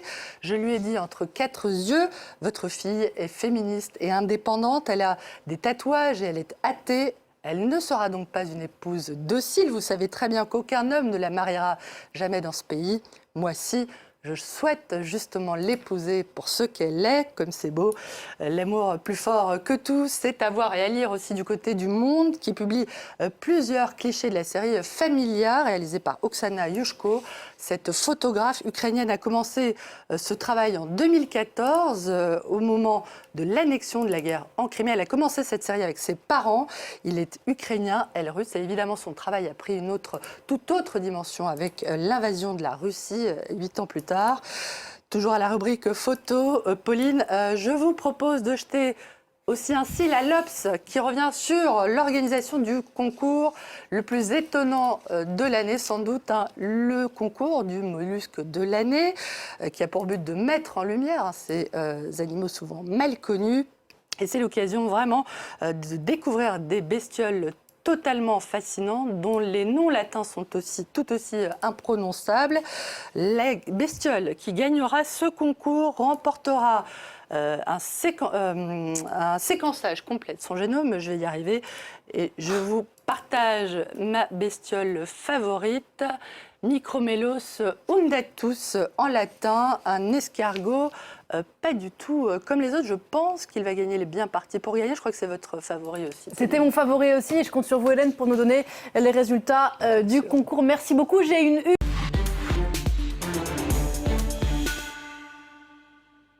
Bonjour et bienvenue dans l'entretien sur France 24. Notre invité aujourd'hui est Moussa Mara. Il est ancien Premier ministre malien. Il est fondateur du parti Yelema. Il est en duplex avec nous depuis Bamako. Merci d'être avec nous. Merci, M. Perelman. Alors le 15 août dernier, les dernières forces françaises ont quitté le sol malien. Le Premier ministre de transition, Choguel Maïga, affirme que grâce au partenariat militaire avec la Russie, en un an, je le cite, la peur a changé de camp.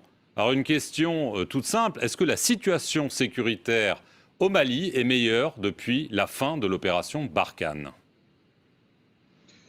Qui est indéniable, c'est que les efforts en termes d'équipement, les efforts en termes d'action, d'initiative sont beaucoup plus importants pris par nos autorités que par le passé. Ça, c'est indéniable.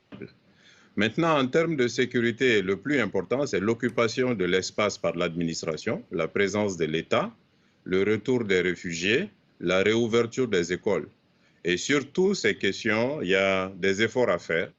Nous avons une station qu'on va dire plutôt stationnaire par rapport au passé.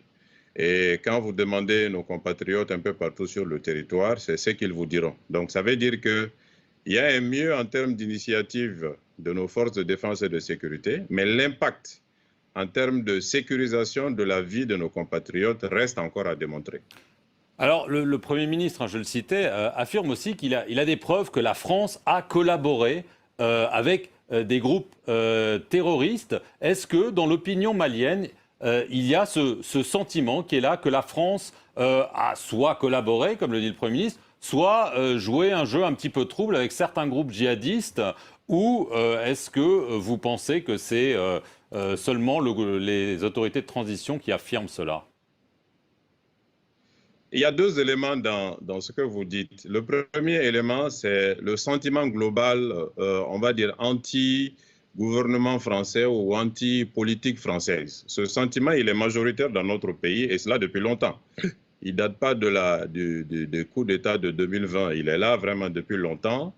Et il est structurel, il est vraiment structurel, il faut le comprendre ainsi. Et donc ce sentiment-là fait que les populations ont tendance à croire tout ce qui peut apparaître comme étant en défaveur de l'attitude française, de l'image française et en défaveur des politiques françaises. Maintenant, de l'autre côté, quand on est un responsable public, quand on est un acteur politique, on parle sur la base d'évidence. Nos autorités parlent de preuves. Nos autorités ont souhaité qu'aux Nations Unies, il y ait des débats. Nous sommes tous, malheureusement, à regretter que ces débats n'aient pas eu lieu pour qu'on puisse présenter ces preuves. Parce que jusqu'à présent, aucun responsable politique malien en dehors du gouvernement n'est en possession d'éléments de ce type. Donc, ce qui me fonde, moi, à dire qu'on attend de voir pour se prononcer. Les Nations Unies et de nombreuses ONG dénoncent les exactions commises par les forces armées maliennes, mais aussi par les paramilitaires russes du groupe Wagner.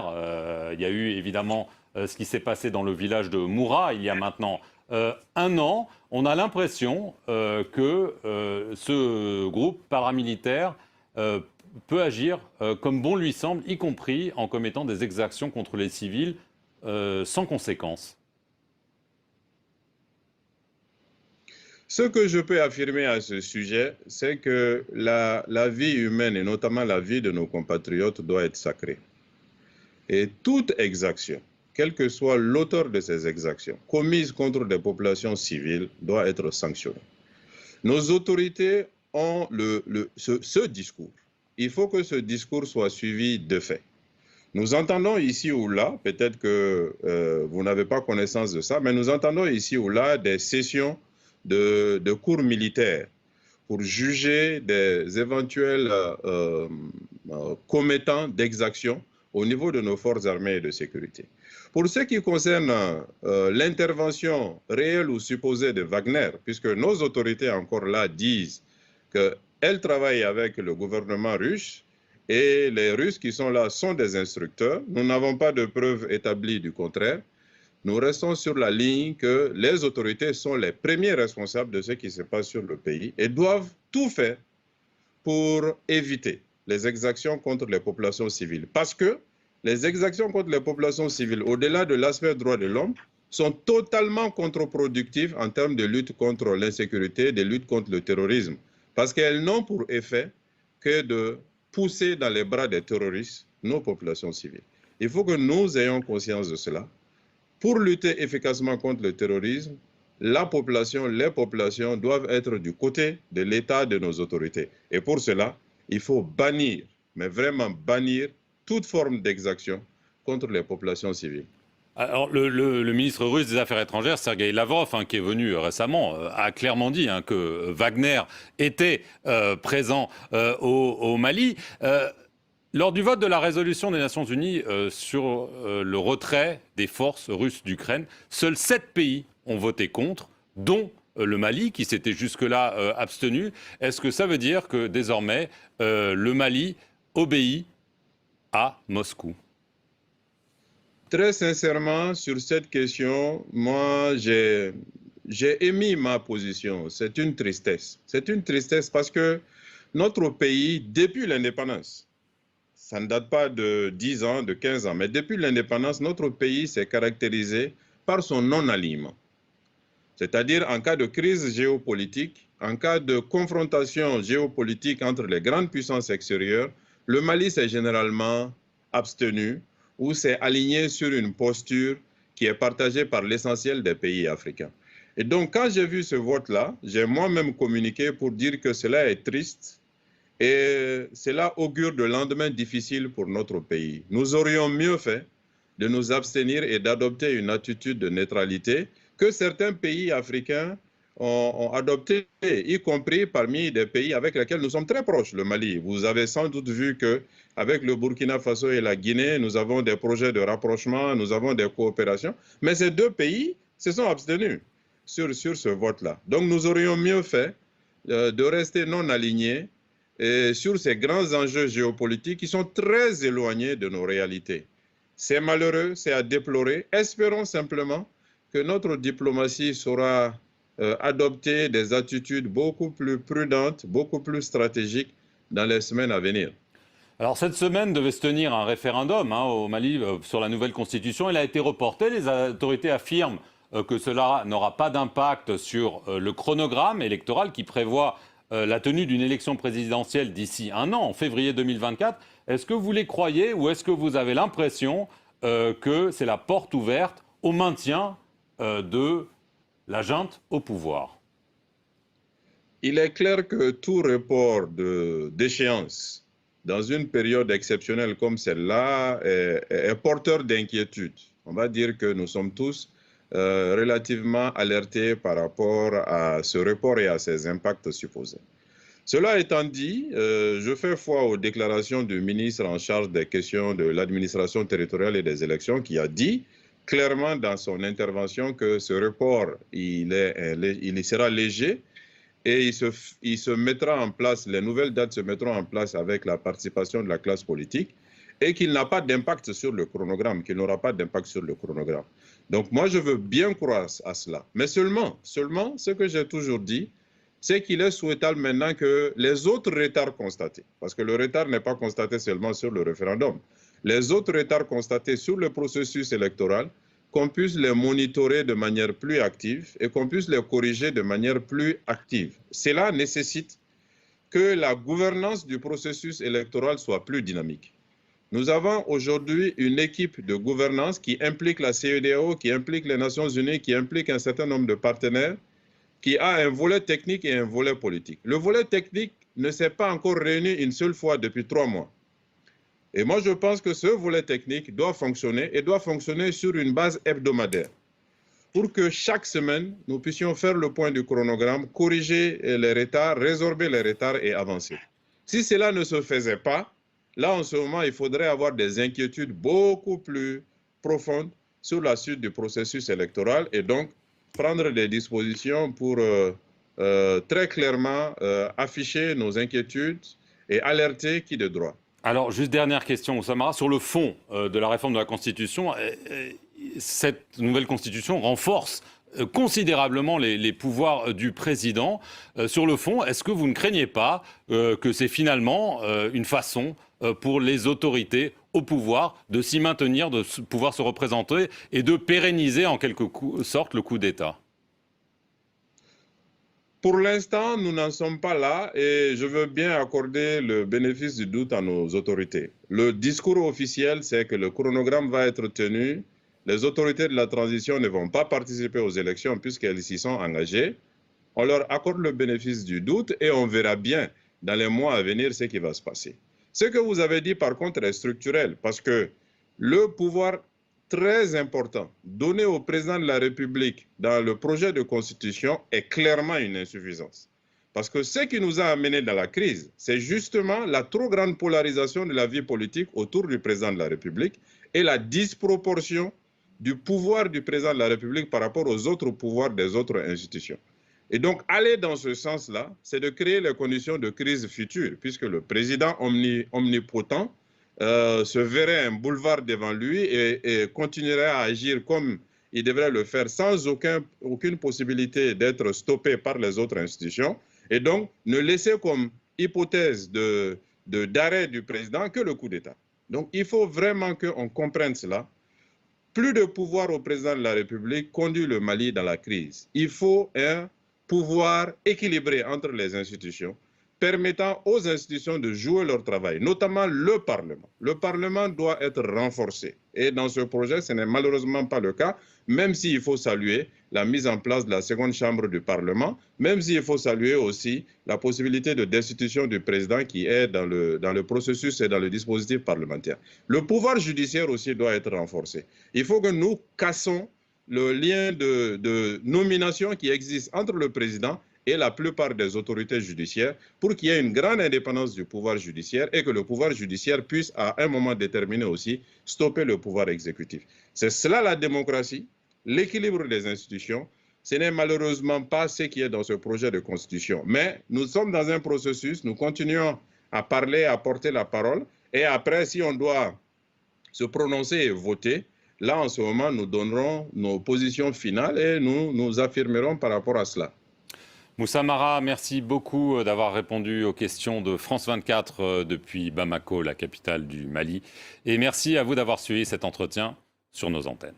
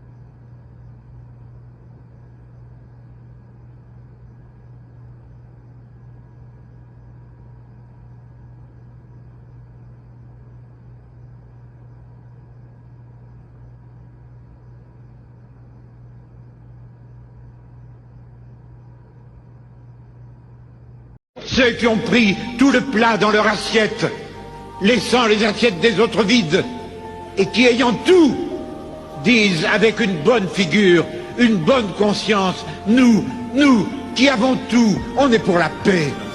Je sais que je dois leur crier à ceux-là, les premiers violents, les provocateurs de toute violence, c'est vous. Et quand le soir, dans vos belles maisons, vous allez embrasser vos petits-enfants, avec votre bonne conscience, au regard de Dieu, vous avez probablement plus de sang sur vos mains d'inconscients que n'en aura jamais le désespéré qui a pris des armes pour essayer de sortir de son désespoir. Mais ne nous trompons pas, il n'y a pas de violence qu'avec des armes. Il y a des situations de violence.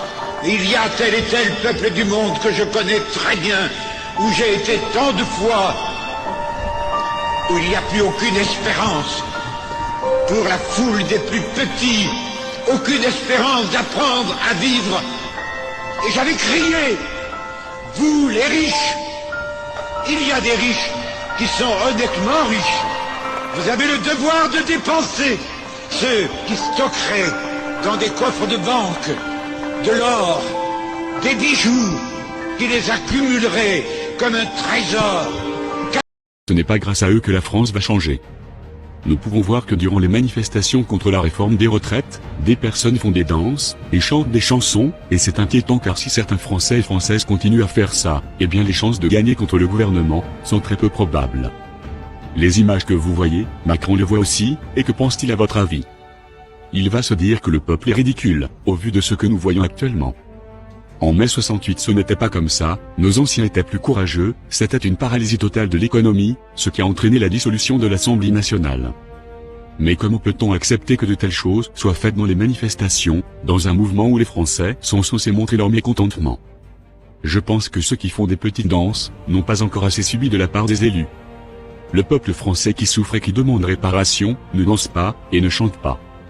Le vrai peuple, a faim, en a marre de devoir travailler, jusqu'à l'incapacité de profiter de la vie, de crever de faim et de toujours angoisser à l'idée de se dire s'ils vont avoir assez, pour nourrir leurs enfants à la fin du mois. En 1789, si les gens dansaient pour révolutionner la France, ça serait une toute autre vision que nous aurons du pays. France, pays de la Révolution, qui s'éteint, d'où l'on ne fait rien, pour la sauver. Que l'en restera-t-il de notre futur, celui de vos enfants, et de vos petits-enfants?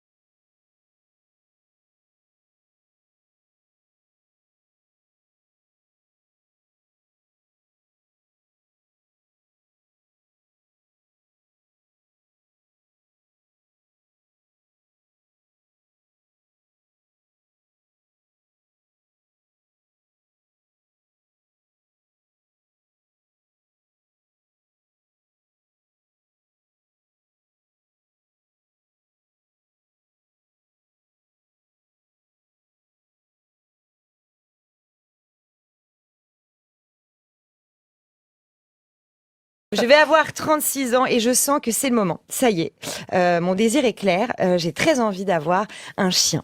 Vraiment, vraiment. Mais le problème, c'est que mon mec n'est pas encore très motivé. Il est pas contre, mais il a peur de l'engagement que ça représente. Le fait de le sortir 3 fois par jour, de devoir l'emmener partout, etc. En revanche, il veut des gosses. Voilà. Une flopée. Et moi, je lui dis, mais t'es conscient du fait qu'un gosse, c'est plus de taf et plus de merde à ramasser que 3 promenades par jour? Ça fait 3 ans que je veux un chien. Et dès que je le formule, on me répond « fais un enfant plutôt ». Oh mon Dieu. Ça n'a rien à voir. Un chien, il crève au bout de 10 piges. Un enfant, normalement, c'est lui qui te voit crever. Un chien, il te saoule. Au pire, tu l'abandonnes sur l'autoroute. Un enfant, à ses 25 piges, c'est lui qui t'abandonne dans un EHPAD. Un chien, tu le sors. Un enfant aussi, mais pas par le même endroit. Un chien déchire tes fauteuils. Un enfant, ton périnée. Je continue ou pas? Non. Un chien bouffe tes chaussettes. Un enfant, ta vie. Voilà, moi, quand j'étais petite, je pensais qu'à l'âge que j'ai aujourd'hui, j'aurais des enfants, une résidence secondaire et le permis. Eh bien non, je n'ai même pas de vélo. Enfin, pas encore. Oh, merci, vous êtes trop.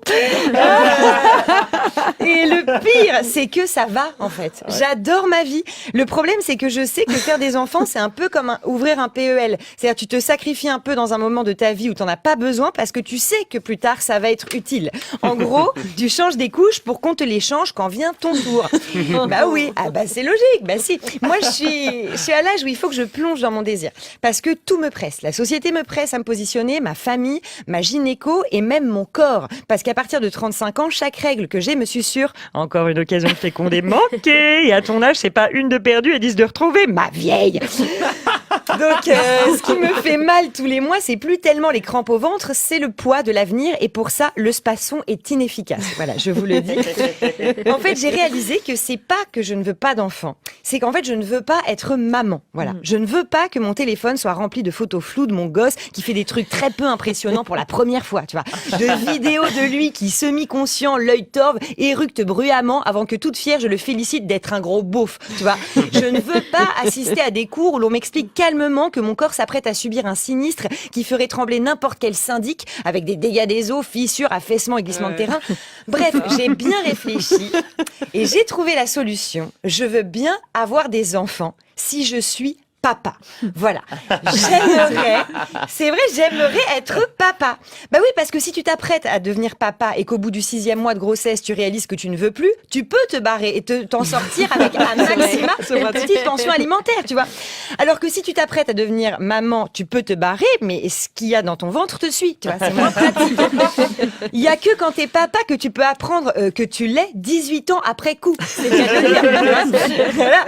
Sur une musique libre de droit avec des sous-titres mal orthographiés, tu vois, du genre « Cette personne s'apprête à rencontrer son fils, mais il ne le sait pas encore, sans eux. Bonjour, tu es mon père, AIRE. » Voilà. Et que par conséquent, tu reçois respect et amour de la part d'un être à peu près fini, ainsi qu'1 million de vues sur TikTok. Il n'y a que quand t'es papa que tu peux avoir un truc comme ça. Un papa, c'est trop cool. Une maman, c'est responsable. Un papa, c'est trop fort. Une maman, c'est pragmatique. Un papa, c'est trop drôle. Une maman, c'est là. Voilà. C'est un papa qui fait 50% du taf, c'est un héros. Une mère qui fait 50% du taf, c'est le minimum. Tu sens que dans le foyer, le père, c'est pas vraiment le protagoniste. C'est plus un personnage récurrent comme Gunther dans Friends. C'est vrai. Et moi, ça m'irait, tu vois. De nos jours, je sais, les hommes s'investissent de plus en plus dans la paternité et je sais que, par exemple, mon mec serait à donf, mais quand même, tous les hommes comme le mien qui sont gentils et de bonne volonté, qui disent dans la même phrase « Demain, mon amour, je vais faire le marché, faut acheter quoi ?» Mais je n'ai aucune confiance en vous. Pour moi, un papa, c'est un bon stagiaire. C'est volontaire, mais ça manque d'autonomie. La vérité, c'est que je crois que j'ai peur de devenir quelqu'un d'autre en devenant maman. Ouais. Et par quelqu'un d'autre, j'entends quelqu'un de chiant. Et à contrario, moi, j'ai des copines qui veulent faire un môme justement pour changer. Ça m'obligera à moins faire la teuf, à m'engager, à me poser. Et finalement, j'ai envie de répondre à ce genre de copines. Si c'est vraiment pour ça que tu fais un enfant, prends plutôt un chien.